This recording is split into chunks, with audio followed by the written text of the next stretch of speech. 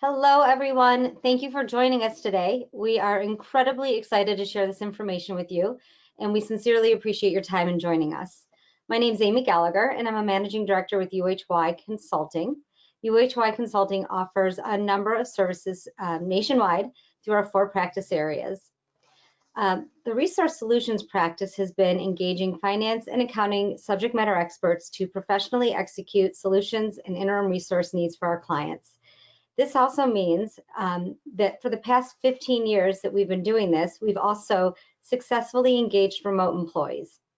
Today's presenters are Nikki Springston and Summer Huggins. Together, we've prepared a jam-packed interactive webinar designed to demonstrate several of the interactive techniques that you can utilize right away to better engage your newly remote teams. We would love for you to be using the question bars to fill in questions throughout the webinar, which we will be answering at the end. So as you think of them, please fill them in and we'll get to those at the end. And I'm going to turn it over to Nikki and Summer. So let's get started. Hi, good afternoon, everyone. I'm Nikki Springston, and I'm the recruiting manager here at UHY for our Resource Solutions Group in Atlanta. And for the last 10 years, I've had the pleasure of working with and for and managing consultants who spend 100% of their time working remotely because they are at clients all across Atlanta and even the US. And maintaining an ongoing relationship and that loyalty to UHY is not only critical to our success, but also to theirs. So I'm eager to share these best practices with you, and hopefully they're something that you can turn on and implement with your team. Hi, and I'm Summer Huggins. I'm the HR manager here at UHY Consulting. I also lead our remote teams or remote work task force.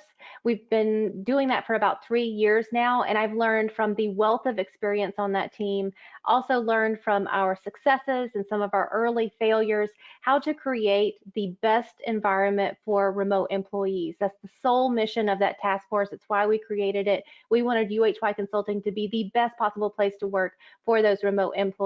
So I'm very excited to share with you all of that knowledge that we've learned along the way. And I'll get started by doing that right now with something that we do before every single team meeting. It's a meeting preparedness. So to get you ready for what's in store, know that our session will be 1 hour long. It's going to include a question and answer session at the end. So as you think of those questions, as Amy said, put those in the question box and I'll show you where that is in just a minute if you're having trouble locating it. You will receive a certificate of participation for this training. Depending on your state's regulations, that might make you eligible for CPE as well. Note that a digital copy of these slides will not be made available to you after the presentation. That's because what we're doing today is going to be highly interactive, highly participatory. So make sure that you interact with us, you participate, because we want to hear from you. And a survey will follow this session. Please fill it out for us because your feedback is very important. Now, continuing with our meeting preparation, your input, as I mentioned, is encouraged. If you're talking to us right now and we're not responding, it's because you are muted. You likely heard that when you came in from the GoToWebinar robot voice. We are going to be using those controls in the side panel. One of the controls we're going to use is that hand raising tool. So if you've minimized, open it back up for me. I want you to use that hand raising tool right now to raise your hand so I'm sure you all know where it is. Go ahead and raise your hand for me. Perfect. All right, I'm seeing a few hands go up. Raise those hands. Go ahead and find it so you know where it is when you need it, because we will be using it. All right, perfect. Looks like everybody knows where that is. And to lower your hand so that you can raise it again next time, just click that button again. We're also going to ask you to submit questions, as I said, along the way. Also ask for your input in the questions box. So don't use that raise your hand tool for a question. Instead, just type it directly in that question box. And to access it, you might have to click that little orange arrow to expand the control panel. I think it might minimize for you if you're not using it. That questions box is there in red on the slide that you're seeing. So go ahead, tell me where you're located. Give me a quick hello. Where are you guys tuning in from? Use that questions box right now so that you know where it is.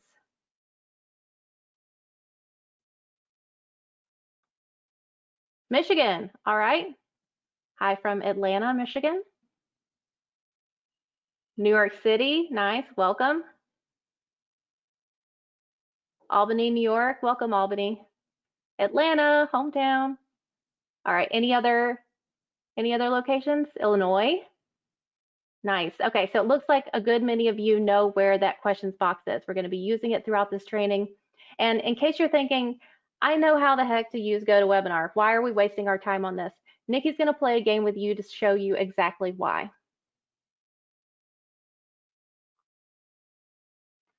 Thanks, Summer. All right, meeting preparedness. You're going to hear us use that phrase and mention that multiple times throughout the presentation. That's something that you should be putting in place right now. And you're probably thinking, Nikki, I've done a video meeting before, or a video chat. I don't really need a lot of prep or training just to turn on my camera. Well, you're right. Just to turn it on, you don't. Many of us have used it and feel comfortable with it in that sense. But I want you to look at this grid that's in front of you. And go ahead and take a snapshot of this for your team, because we're going to play a game here, and it's going to be the first of many of our interactive parts of today's session. So all of these things in front of you are obstacles or situations that you may have experienced while in a video meeting. So read through these, give yourself 1 point for each one of these things that you have experienced or encountered in the last year while using a video meeting technology. And if it's happened more than once, you can give yourself 2 points, that's fine. So jot down your notes, or jot down your number rather, and you'll see a poll that's going to come up and you'll be able to select your answer. I've launched that poll, Nikki, so everybody should see that. And our answers are coming in. 1 to 4, 5 to 9, or 10 plus. All right, and if you've minimized, make sure you maximize because we want to hear from you. All right, I'll give you a couple more seconds to vote. And I'm going to close that poll now and I'll share it with everyone.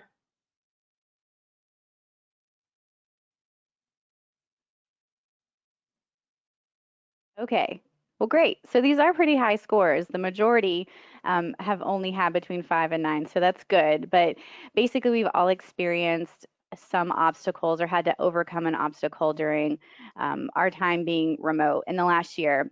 The good news is that is not unusual at all.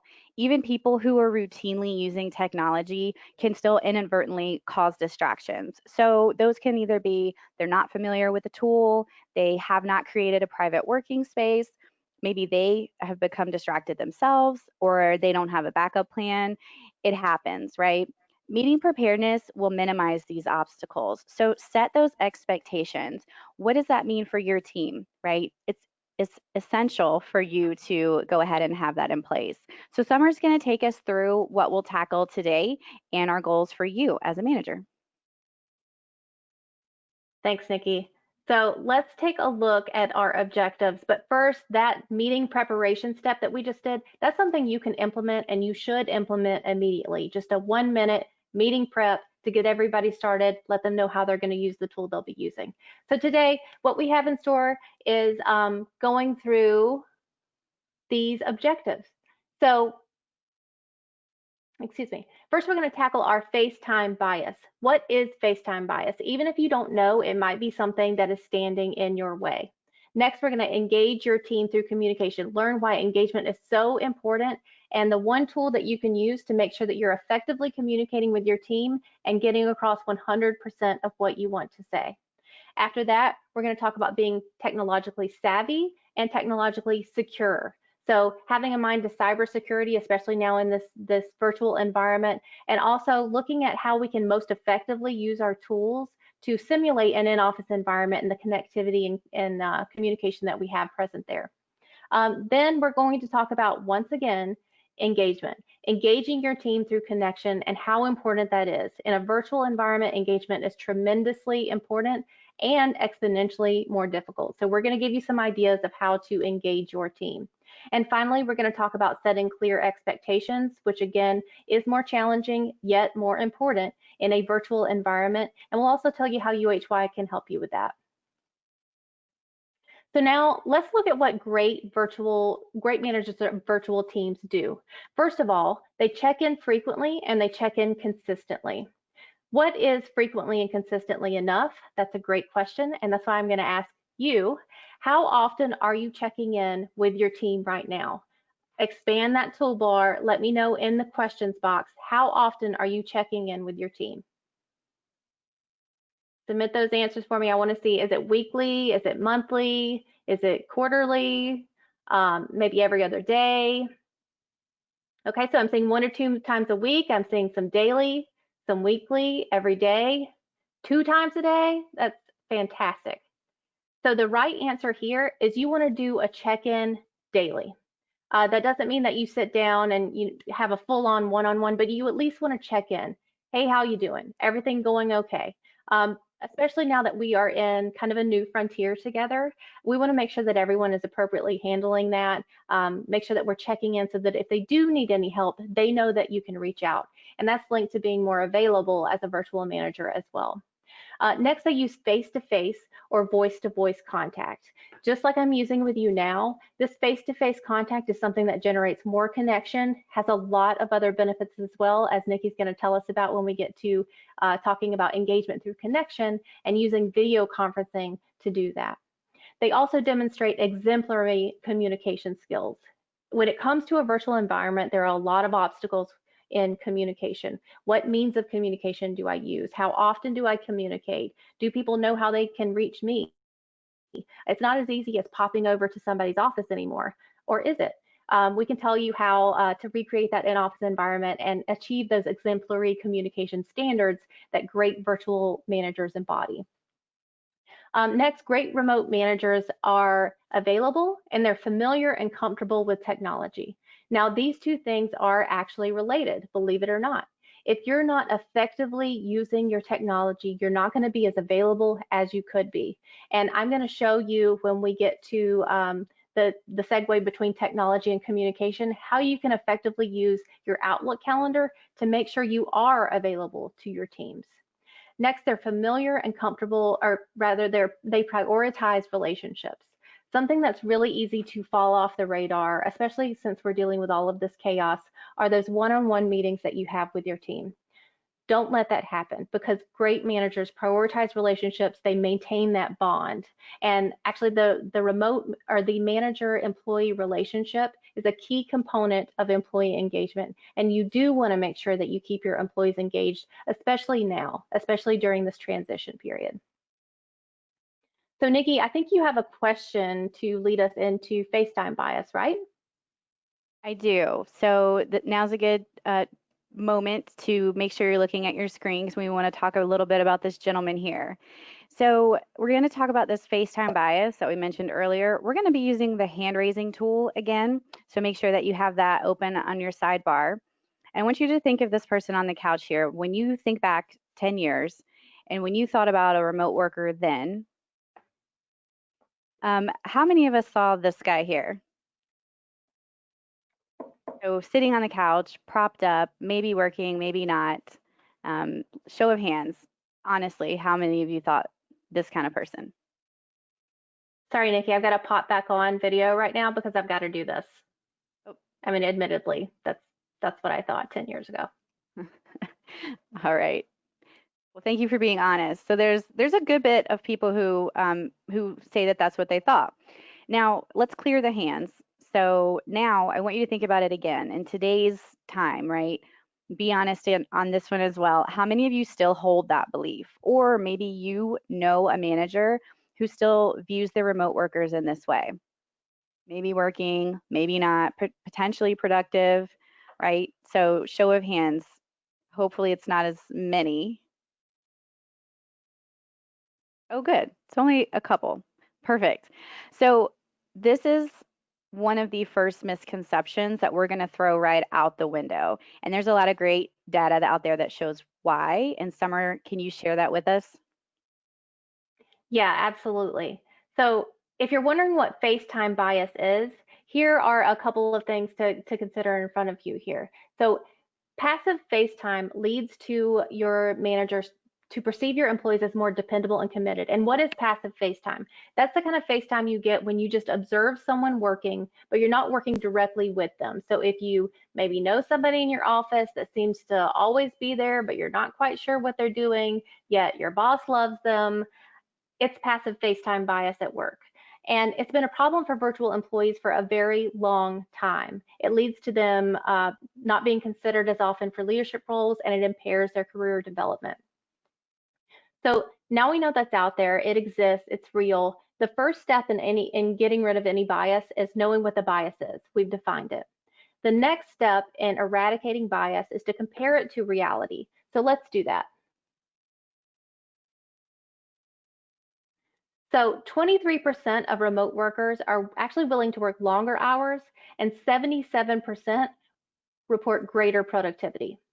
So now we know for sure this stereotype that we may have of virtual employees does not match reality. So what are you supposed to take away from this? Well, number one, don't lower your productivity or effectiveness standards just because you have a virtual workforce. You can keep those high as long as you're providing them with the tools that they need. And number two, this stereotype of the guy on the couch does not match your virtual workforce reality, but it may match a disengaged employee reality. So if you do have those employees who are those folks on the couch, you could have an engagement issue. And Nikki, you have a poll question, right, that everyone can answer to get us introduced into the conversation around communication and the impact on engagement, right? Absolutely, absolutely. So we are actually going to do an on-poll screen. So we're going to get interactive here again. Make sure you guys stay engaged.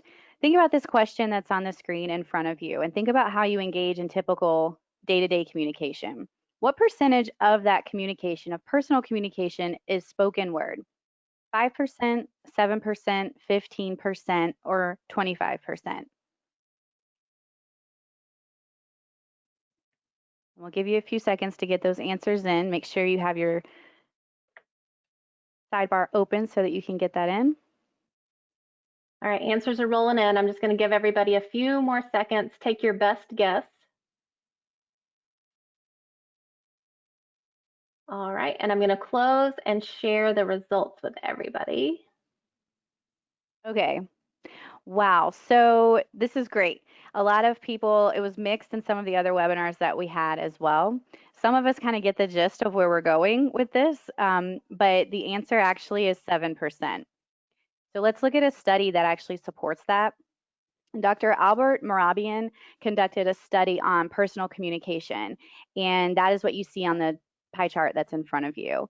What he found is that over half, 55% of what we communicate is through our body language alone.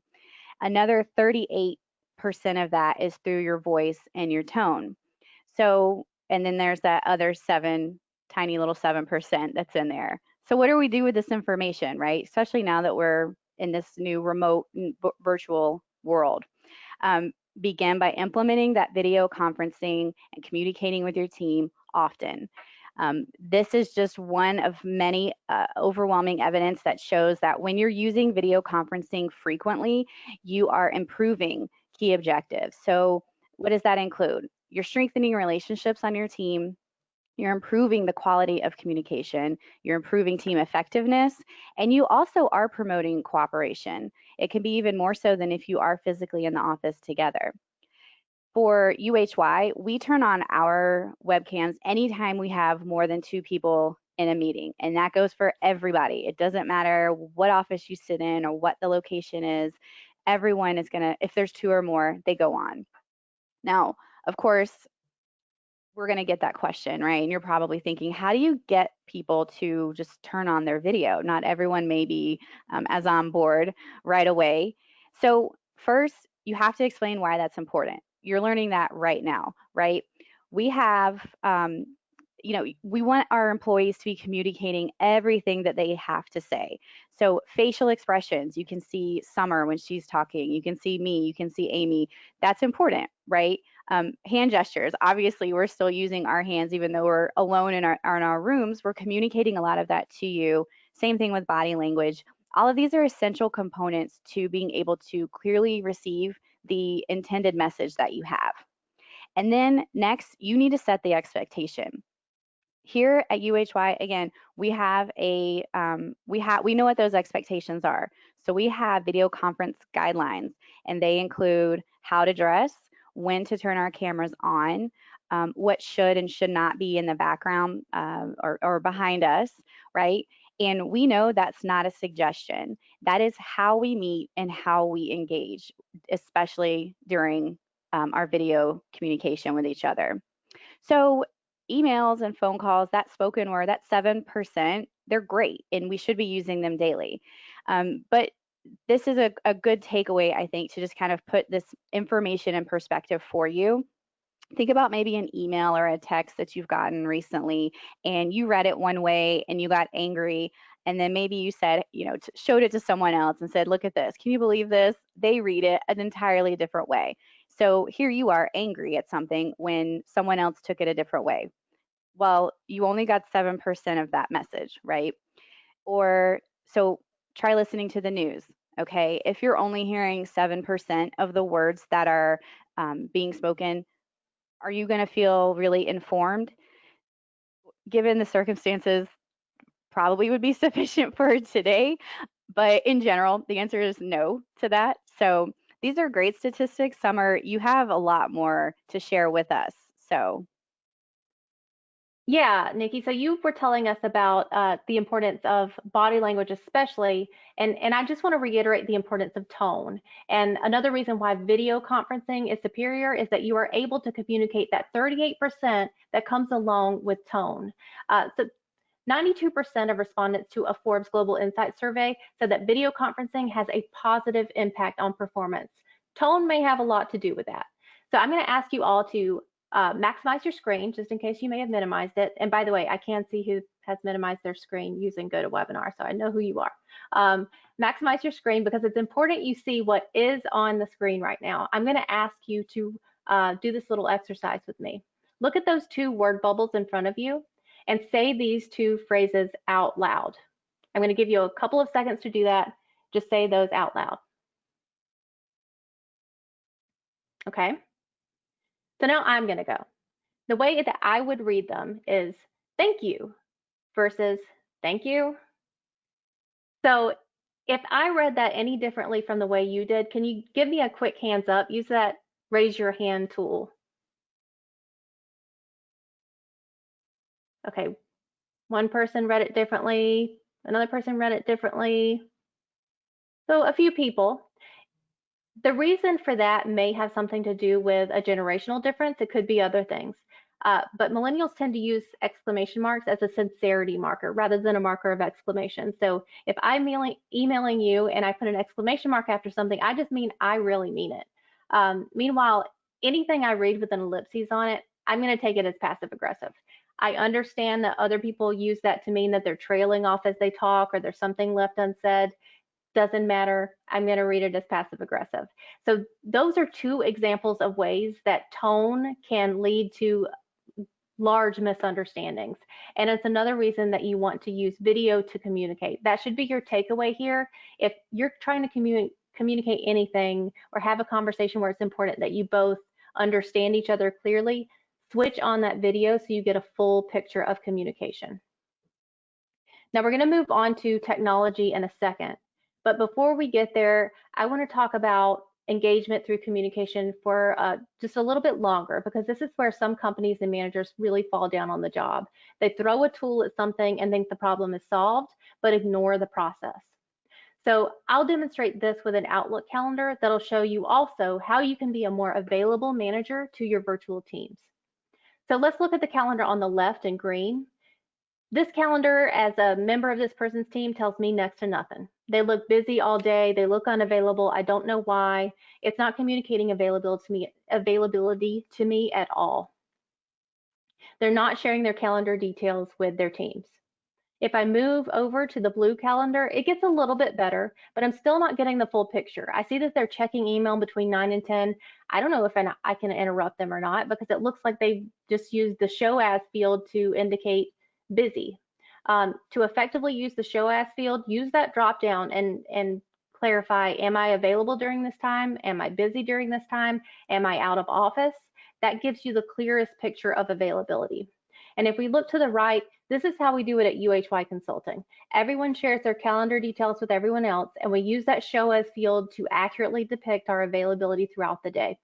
So I see that the check email box is actually free. So that person is open to interruption at that time, but they blocked that time for a little bit of work. I see that they've added drive time to a meeting. So even though I can't IM them or instant message them and expect an answer right away, they may be open to a call because they're not at their meeting yet. I also see when they'll be out of office or away from their desk. So I know how to reach out, when to reach out. It's a much fuller picture of availability. And if you're not telling people how to use the tools that you give them, you are only doing half the job. It's your job as the manager to convey those expectations. Remember, thinking back to the things that great remote managers do, convey the expectations around how the tools need to be used. Now, moving on to technology, which a lot of people think is the end-all be-all, and it is necessary. You can simulate those in-office activities using your tools. I think we just demonstrated it with the Outlook calendar. The way that we use it at UHY Consulting, by using that show as field, by sharing those details, it very much simulates looking across the office and seeing what anybody is up to at any given time. That can be true of all of these other activities too. And Nikki, I think you have a few more polls for us, right, to demonstrate which in-office activities can translate really well into those virtual tools. Absolutely. So, like Summer said, the things you see in front of you, they are not just reserved for something that can only be done if you're physically in the office, right? So, you're right, Summer. Let's do this next poll. And this is going to have 3 different questions on our poll. We're going to go through them one right after the next, and we'll give you the answers at the end, okay? So, make sure you have your window open. And let's talk about some of the ways we can engage these tools. So, which tool can simulate popping over to someone's office for a quick question? Is it instant messenger, email, video conference, or interactive poll?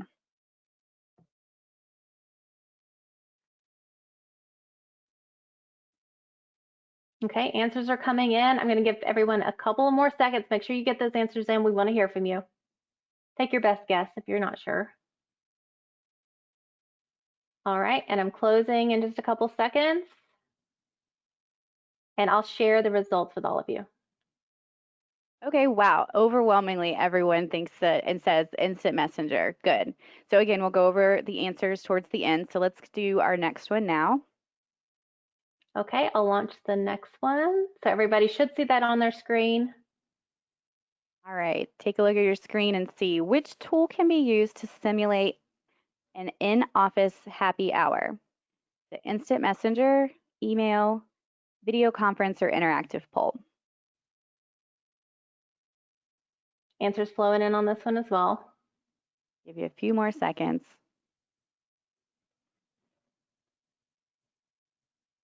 Okay, I'm closing that. And I'll share that with everyone. Okay, great. So we've got some smart people on this poll.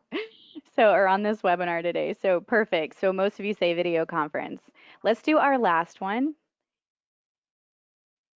And which tool can be used for breakout meetings, which are smaller meetings during a larger group meeting, exactly how they sound. So instant messenger, email, video conference, or interactive poll. And this one, Nikki, we may get some answers flowing in a little slower because it's not something a lot of people are aware of and something we just started using recently. That's right. I actually had no idea that this was something possible until we started doing it, and it was so bizarre to me, but it was really cool. And we'll talk about it a little bit more. But okay. You guys take your best guesses. I'm going to close the poll in just a couple seconds. And closing that and then sharing that with you. Okay, so we did have some mixed answers on this question, which is perfect. That's the whole point of this presentation, right?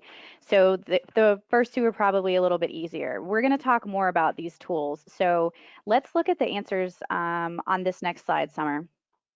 Okay. And I will hide that poll for you. Okay. There you go. All right. So most of these tools are flexible. Just to preface what we're about to go over, they can be used for a number of things that you're used to doing around the office. You may be already using them and can use them in a new way, right? So popping into the office, I think a lot of you got this right, but instant messenger, that's the equivalent of just popping your head in someone's door to say hi or popping your head over someone's cubicle. It's just a quick way to get a quick response, and also just kind of keep connected, right?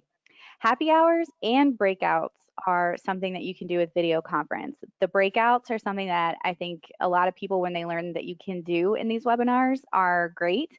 And they are, you can use them for professional meetings or like we have on here, happy hours, which we have done as well.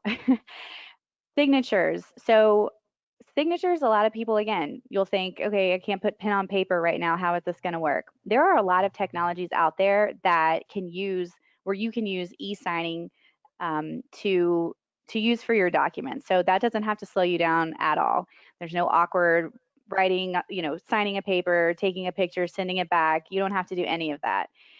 There's virtual whiteboards. A lot of people say, we can't collaborate when we're not all together. Virtual whiteboards are exactly what they sound like. They're whiteboards that you as a team can throw your ideas on and continue to collaborate all together using this tool. Interactive polls, we've been doing those throughout this entire presentation. That's a good way to do management by walking around, which is what that stands for. um, Polls are fun, but you can also use them to get a good pulse of what's going on with your team and the people around you as well. So again, one more, document management. This is something that maybe not a lot of people have used a lot of, or maybe thought, but it's going to be important soon because we are really going to have to find ways to keep our documents secure. Make sure that we can all get them, though. You don't want to, again, be emailing who's got the latest file here, who send me in an attachment. You can have centralized places where you can limit access to certain folders. And so you want to make sure that you're using that so you can continue to file the important things that you need, just like you would, again, physically in the office. So these are just a few. There's so many that you can choose from. The more you know about, the better informed you can be as a manager to look at the needs of your teams and figure out what's going to be the best for us. So Summer is going to share actually some specific tools that we use at UHY that have worked for us. Yeah, and we are technology neutral here at UHY, but these are a few things that we at UHY Consulting have used before. So there's some things that you could consider if you're looking for the right tool to match that simulation of the right in-office activity. So Slack. Also, I think Microsoft Teams. This can be used to create multiple channels so that your team can talk together. And it can even create channels for some fun and casual conversation. Because remember, now that we've moved into this virtual environment, we've lost that water cooler conversation, that time around the coffee machine conversation that's really important for culture building and team building, connecting with each other about something other than work. So Slack, Microsoft Teams, those are options. There are others out there to create that sort of environment. Things like Skype, Teams, Google Hangouts, all of these are instant messaging applications. And as Nikki said before, these are great to simulate that popping over to somebody's office for a quick question. However, if you have not instructed your teams how to indicate their availability, whether it's through the status bar in the instant messenger or via Outlook calendar like we looked at before, it's no good to you, because what good is an instant message if you don't get an instant answer? So again, tools are not the end all be all. You've got to define that process as the manager. Zoom and GoToMeeting are just two examples of a video conferencing application. There are others out there as well. If you want to do something like breakout meetings, Zoom's basic account allows you to do breakout meetings, so that's something that you could try out. Also, don't just look at them for video meetings where you're talking about work. You could do happy hours, you could do trivia, you could do anything via video meeting to have some of that fun team building stuff as well. And finally, SurveyMonkey and Kahoot are two applications that we use at UHY Consulting. SurveyMonkey you can use, as Nikki said, to substitute for management by walking around. If you need to get a consensus from the group, build a survey, send that out. Kahoot is really fun. That's what we use to do our trivia during our happy hour. You can also use it if you're doing training and you want to build an interactive quiz. Incorporate Kahoot so that you're reconfirming that people are understanding what you're training. Now, we would be remiss if we talked about being technologically savvy and did not address the wide difference between a video meeting and an in-person meeting. And Nikki, you have a poll around this one too, right? I do. So we are going to have some more fun with these polls, like Summer said. So take a look at your screen. If you've minimized this, make sure you're back up and ready to play. Think about this question and give us your answers on what you think the answer is. What should you do before any video meeting? Is it perform 1 minute of meeting preparation, ensure you're dressed professionally, or test your internet connection? Okay, answers are flowing in. May take a little bit more time. This probably isn't as easy as some of the ones before. All right, and I'm closing. Just going to give you a couple more seconds. Take your best guess. All right, and I'm going to share that with everybody so we all see each other's answers. Okay, so this is fine because this is actually a trick question. These are all things that you should do before a video meeting, and one is just as important as the next. So let's talk about them real quick. Meeting preparedness, again, you've heard us talk about this. It's critical. Summer showed us at the beginning, right, where the hand raising button is, where the question box is. She gave you a heads up. Listen, you guys are going to be, this is interactive. We're going to need you guys to participate, and we're going to be asking those questions throughout. So getting people ready to go so that you can really start on time is key. The professional dress, that is something that you are going to set for your team. Be consistent and be clear about this. We have what we do at UHY, we're business casual on video meetings, which means we pretty much wear what we would wear if we we're in the office.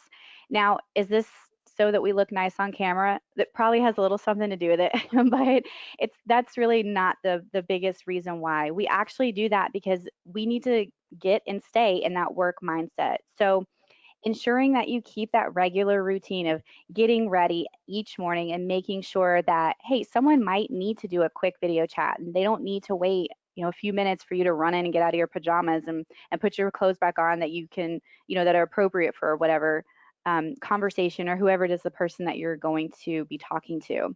And then testing the internet connection, huge, right? Technology can be fickle. We learned that at one of our previous webinars. You have to have a backup plan. So you may say, hey, that's common sense, right? Test the connectivity ahead of time. Great, tackle those issues. So I'm curious, Summer, can we do like a quick show of hands? Who has a clear backup plan in place for you and your employees? Use the hand raising tool on the sidebar. Not a lot of hands. And I hope that's because, well, not because you don't have a plan, but I hope you are, everyone is. Maybe it's just not being attention. communicated. Okay, well, you know what? That is not shocking, really. Okay, everyone kind of assumes, I think, that they have a plan in place, or that everyone just knows this is what they need to do. Plug something, in, replug that, restart your computer, right? It's not effective enough to have that. It's critical, actually, for your team. As a manager, it's your responsibility. Be, again, clear, consistent. We can't say that enough, but set that expectation to your team. This is what I need from you. This is what I'm expecting you to do if plan A does not work. So in turn, that promotes accountability across your team, which is huge, especially when, again, everyone is remote. You want to make sure that they know what's expected of them and that they are holding themselves accountable as well. So there's a lot of other do's or don'ts. Summer, share some of those with us as well. Yeah, we're going to do some rapid fire do's and don'ts. So what you do want to do on a video meeting, engage your team every 5 minutes. Proactively do that. You might notice that Nikki and I are asking you to use the question box, asking you to raise your hand, incorporating polls. There's a reason for that. It is incredibly boring to just sit there and look at somebody talk at you for an hour. So don't talk at your team the entire meeting. If you do legitimately just have a one-way communication for your team, Meeting probably isn't necessary. You could probably communicate that via email or in some other way. Our next do and don't. Do look into the camera. You'll notice that Nikki and I are continuing to look into the webcams when we talk to you, and that's because that is the equivalent of your eye. And if we were in a real meeting with you, we'd be looking you in the eye and making eye contact. Don't look at your other screen the entire time that you are hosting your video meeting. This is not an engaging way to conduct a meeting. I understand that you might have notes or something you need to refer to on another screen, but try and be conscious of the person who is attending the meeting with you by looking at your webcam. Oops, getting ahead of myself. All right, do ensure that your audio and your video are ideal. Test that beforehand. The reason I'm wearing these obnoxious headphones is because the audio on these is superior to the audio on my computer, and I know that because I tested it. So do that ahead of time. Don't just start your meeting and see how it goes. You might only be seeing this half of your face, or your lighting might be terrible. And that is a sure way to rack up more points in that game that Nikki played with you at the beginning of our webinar. Nikki, why don't you tell us a little bit about how important it is to be technologically secure as well as being technologically savvy? Absolutely. So here's some statistics, and I want everyone to look at this. This is key data. You should probably be emailing this. Take a picture with your phone, text it to your colleagues or your peers, the rest of your team. Look at this information. Being technologically secure is not just about firewalls and IT, okay? So it's you and me and what we do. Look at this first bullet. How many of us are guilty of this? Using the same 1 to 2 passwords on all of our logins. Totally guilty on that one. They're bad habits for sure, but not only are they bad habits, they're very risky. And you can see like 69% haven't changed their default password. That's a huge percentage there.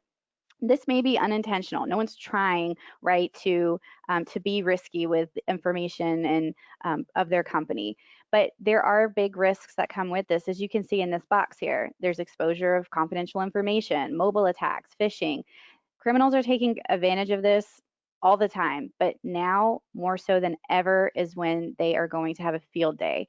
They are going to be exploiting these technologies and exploiting our behaviors as well. So we have an entire service line at UHY that is dedicated to identifying, eliminating, and preventing all of these risks that you see in front of you. And because there are benefits, right, to working remotely. There's great statistics that say it's effective, but with that comes a lot of responsibility individually. You don't want to be that next person who's responsible for the next big breach. So Summer, show us that next slide real quick, because I do want to remind everyone of our upcoming webinars. So let's use that hand raising tool one last time. You're not off the hook yet. Open that bar and show me by a show of hands, how many of you attended the cybersecurity webinar last Thursday that we had on network distancing? Take a quick peek. The hands. Okay. So some of you did, which is great. Thank you for that. We really appreciate you coming. And if you missed it, there's going to be another chance. We have one coming up on the 7th. It's the same one, network distancing, protecting your virtual workforce. And this is about protecting your people, your information, your network. So this is critical. Take this and share this information. Share this that you attended. Share it that you're going to attend. This is something that everybody needs to be putting in place for their team, and you need to know at this point in time. The next series we have is on the 9th. It's called Flattening the Curve and the Effects on the U.S. Economy. So that is actually going to be led by Stephen Colavito. He is a chief market strategist and economist. He is a great speaker.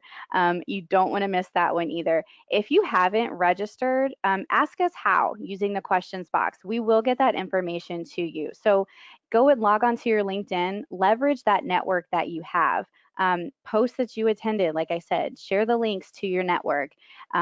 It's really critical. You don't want to just hide this and be selfish and hide this information just to yourself. So, all right, Summer, I'll turn it back over to you. Thanks, Nikki. So let's talk about engagement again. Yes, again, because it is that important that you engage your teams. And as I've said before, it's that much harder now that we're all virtual. So you have to be proactive, and you have to create intentional opportunities for connection. And this is why. If you've minimized, make sure you maximize again, because I want you to see this bar graph. So you see the disparity between how remote employees feel versus on-site employees. So take a look at this. Remote employees are far more likely to feel that their colleagues don't fight for their priorities, far more likely to think colleagues say bad things about them behind their back, make changes to projects without warning them, and lobby against them with others. That's because of this isolation that happens when we're all in this virtual environment. It's just me out here. I'm out here alone. I'm not with a bunch of colleagues where I can, go over and chat and feel connected to. So there's this distrust that happens, this isolation that happens. And you as a manager have the power to create connections. Let's talk about how we can do that. So these are just a few ways. If you have ideas, if you've done anything fun with your team, anything culture building, anything revolving around connecting your teammates together, submit those in the questions box for me now, because I'd love to share them while we're all online together. Let's use the power of the group. Let's all share. So first, you can include shout outs for a job well done during your group meetings. Especially great if your group responds well to public recognition. Keep in mind that you're not walking around the office anymore seeing people diligently working away and thanking them for a job well done. They're still diligently working away at their home offices. So you're going to have to reach out to them, make sure that they know that you appreciate them. Especially now when everybody is stressed, it's going to be easy to feel unappreciated. So include those shout outs for a job well done during your next group meeting. It's a great thing to do. We do it here at UHY. Hold virtual lunches or happy hours together. Turn on those videos, get your drink ready, and have a happy hour. There's nothing standing in your way, and it's a great way to connect over something that's not just about work. If you're worried that maybe your team doesn't have a strong connection yet, create some sort of cause around your virtual happy hour. Like I mentioned, we just did trivia. We do have great connection, but we like trivia. So we did trivia. We're doing bingo coming up this week. There's a myriad of things that you can do. Actually, you can use that whiteboarding tool to play a fun game of Pictionary. Nothing says that it has to be a process map on there. Play Pictionary. It's limitless the number of things that you can do to create that connection amongst your team. Next, you can use technology like Slack or Microsoft Teams that we talked about before, or even just a regular cadence of video conferences to bring people together over some sort of common interest. Don't let that fall by the wayside just because everybody might be a little bit busy. We're all social distancing right now, so we need those opportunities to connect. We have a gardening club. Some of us are more successful at gardening than others, but it's still fun to get together and talk about each other's failures and successes when it's not related to work and bond in that way. Finally, prioritize those one-on-one meetings. I think I probably said before that it's easy to let those fall off your radar. Don't, because great virtual managers, great managers of virtual teams prioritize relationships. Especially when all of us are under tremendous stress and anxiety, you want to be checking in with your teams. Don't just give them feedback. That's important. Definitely give them feedback. But during those one-on-ones, structure yourself as the coach. Ask them how they're feeling, how they're doing. Where do you want to be in a year? And how do you think you'll get there? And play that support role in helping them build their career rather than just giving them direction all the time. That's how you build a relationship. Now, if you're sitting there and you're saying, well, I think my team is engaged, but I'm not sure, I've got a solution for you. If you don't know if your employees are engaged, ask them. Ask them, are you happy at work? Are you happy in your role? Are you satisfied with your job? You can just ask and do that during those one-on-one meetings. Alternately, there are applications out there that can help you and give you a lot of data around engagement if you want to make targeted efforts in increasing it. So Office Vibe is an example. Tiny Pulse is another offering. I think Qualtrics even has an offering around this. One of our brilliant employees brought this to our attention a few years ago, and our engagement is off the charts, and he should be credited with bringing that to our attention. So thanks for that. An incredibly useful tool that you should look into. Next, let's move on to setting clear expectations. So this is something you're probably used to doing around work product in particular. When you ask somebody to do something for you, you'll say, hey, I need you to get this back to me by this time. You'll probably also give quality expectations around work product. If it isn't good enough, you'll give feedback, you'll get something better back. You also need to give expectations around performance, especially when it comes to this new environment. People may assume it's changed, and if you don't fill that gap, those assumptions are going to stand. So you as the manager have to set those clear, definite guidelines as to what is and isn't acceptable in this environment. Do that around performance and do that around schedule. Things have changed drastically when it comes to a lot of people's environments if they've recently moved to a virtual role. There is no going into the office, leaving the office to set a start and end time for work. So tell them if you expect them to be online and available or working from 8 a.m. to 5 p.m., tell them that. And I know that might sound a little micromanaging. It's actually a way of providing guardrails for them around their personal time, because there is this risk for virtual employees to work into the night because they don't have that transition from going into the office or leaving the office and going home. So there's the urge to check that one last email, do that one last thing. So you want to protect them from that. Let them know when you expect them to take breaks. And a great way to keep that line of communication open when it comes to schedule is to use that Outlook calendar in the way that I showed you earlier. We actually recommend that you do a remote work kickoff meeting with your teams. We're still early in this process. It looks like we're going to be continuing this for quite a long time. So that ship has not sailed. You still have the opportunity to define those expectations ahead of time rather than address them as things come up, which is always a much more uncomfortable situation. And Amy, I think you have an offering that can help people with that, right? We do. First, Summer, Nikki, great information. I hope everyone can hear me okay. But we do. If you're interested in training for your frontline managers, an opportunity to train the frontline managers who are now managing newly remote teams, we've got this opportunity where we'd like to provide you with a 90-minute virtual training for up to 10 of your frontline managers or supervisors. This interactive training is going to teach your frontline managers the specific things that we've talked about, but not just we've talked about, but how to actually implement these concepts and these techniques. So your leaders will leave this training knowing how to lead a morning standing meeting. They'll know how to optimize the settings of their day-to-day applications like Outlook and Instant Messenger and some of the video technology you might be using already. A technology plan, they'll have that in place. It'll have defined expectations, not only for them, but also for the people that they're managing each day as well. And then also methods to help manage staff time and attendance, and ways to help manage and set expectations around remote team productivity. The one word we keep hearing throughout this whole webinar is also about engagement.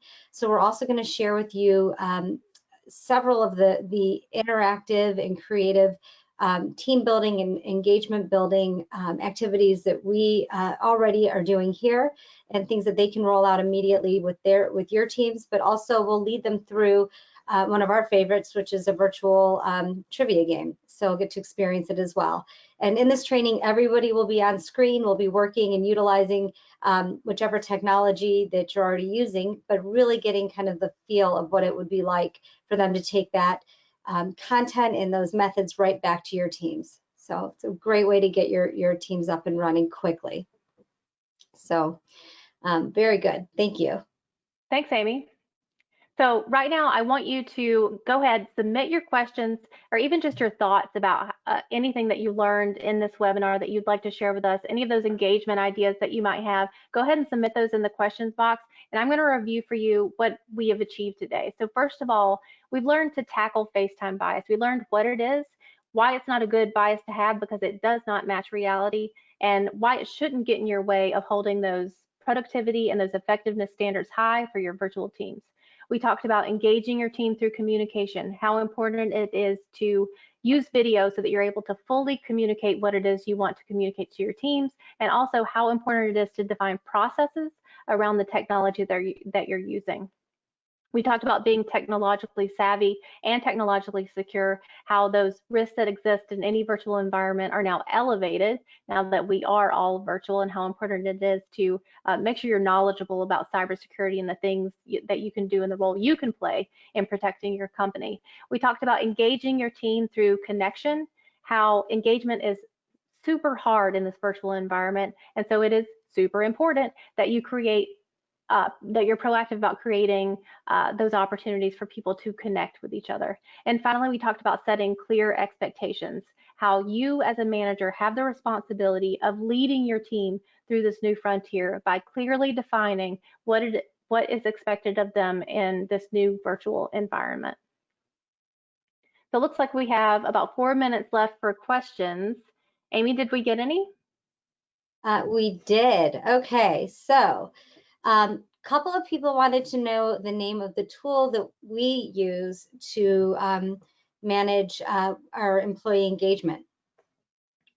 I can answer Yeah. it. Oh, go ahead. So the tool is called Office Vibe. Go ahead, Summer. Yeah, well, I think that's it. That's the name of the tool. So we use Office Vibe. There are other offerings out there as well. There's Tiny Pulse.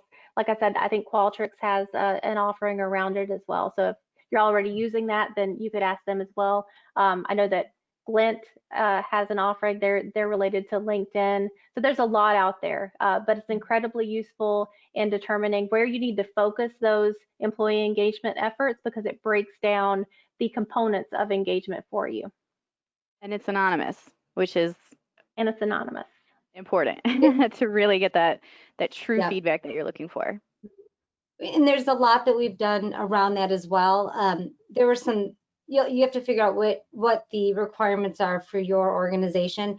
For us, and I don't want to go on to this too long, but we wanted to be able to have anonymous back and forth questions with any of the constructive feedback or issues that might have been that might come up through our engagement management software, and Office Vibe allowed for that, and it's really impacted our employee net promoter score. We've been able to address really important issues with the company, with our teams head on, and the anonymity piece was absolutely critical. And we know for a fact that it's very anonymous.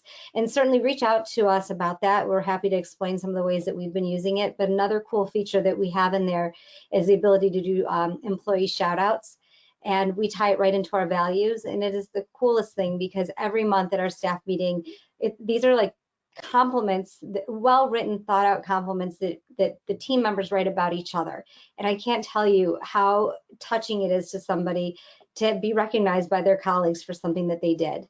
And it's just the tool itself is great. And the way I believe that Summer and the leadership team implemented it, it's just been amazing. So, and that anonymous employee who brought this to our attention is on this call. And he really did bring a lot to the table for that. Another question that we have is, and I don't know if I can give you the right answer to this one, but the question is, what headset do we recommend for Microsoft Surface? And I can tell you, we do have a list of some of the technology that we do use, that we gathered over time through the remote workforce task force, whatever we call it. But some of the headsets we're using today are really more designed for gamers because they have the mics and they're noise canceling. Mine was like a $20 one from Amazon. I know I asked Summer which one she was using, so I can't speak for them, but I don't think any of us have any like super fancy ones right now. No, Summer, Nikki, Amy, add? well, I thought you brought up a good point by referencing back to the remote teams task force or the remote work task force, because you know that can be part of your kickoff meeting. You could go through and see what technology everybody is using, which works best for your teams, because you know everybody's using different stuff, everybody's tried out different things. So use your teams, figure out which is working best for other people, and produce a list like that for yourself. Absolutely, great point. Some people were asking about how to get in contact with us about the training. We will provide some information afterwards, but my email is at the bottom, so please feel free to reach out so we can discuss that. I do have a few more questions that came in. How are we doing on time? We are at time right now. We can take past time? We're at 2 p.m. Okay, so this one, it's funny, this one's come up over and over again on each of our webinars, but what are some ways that we can get people who are reluctant to use their webcams during meetings? This is a common issue because it's come up on every single one of our webinars. I think we touched on that on one of our slides earlier. There's 2 key points to that, right? First, give them the information. Let them know why that is important. You know, that we just showed you, I think, a tip of the iceberg really of how much information's out there that shows this isn't just for me to like spy on you and keep my eye on you all the time. I want to know what all you have to say. You know, if I say something and you roll your eyes, I need to know that. So that's something, just let them know, hey, it's important to me. And then the other thing is, these are your teams. Say, that is my expectation. If you're in the office, you can tell someone, this is my expectation, that you are, you know, that you are here by this time, or that you give me this by this deadline. It is not cruel and unusual punishment to say, this is another expectation that aligns with what we are doing and where we're going. So, you know, just, you do have to say, that's what we're going to do. And it, you know, it may take some people some time. We talked about the breakouts in the virtual, or I'm sorry, in the virtual meetings where you can have a large group. We do breakouts sometimes. That can kind of ease people into it who are a little nervous, because it can be overwhelming, feel like you're not being heard in like a sea of just faces, you know. So that's another thing that we did to help people kind of overcome, maybe they're timid or just a little uneasy about that. So there are baby steps that you can do as well. So we've had that issue that we've overcome a lot, and I think we've done a pretty good job of it. Yeah. Well, it's time for us to wrap up. So if everyone, before they log off, wouldn't mind, just put in the comment question box below the one thing that they really took away from this webinar that that kind of resonates, or something that they feel like they're gonna immediately be able to take back to their teams and use right away, or the most important thing that you learned.